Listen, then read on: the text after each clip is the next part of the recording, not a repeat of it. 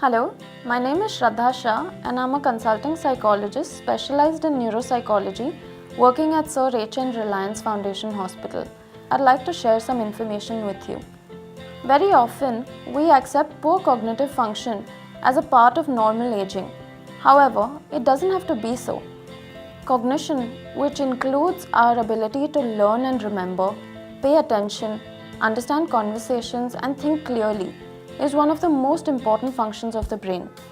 There is increasing evidence to show that the brain can be kept healthy through various rehabilitative activities despite one's age. Even people with dementia can be helped through these services. Improving quality of life and their functioning is possible despite a diagnosis of dementia. So get your cognition and overall brain function assessed and avail our neuropsychological rehabilitation services at our memory clinic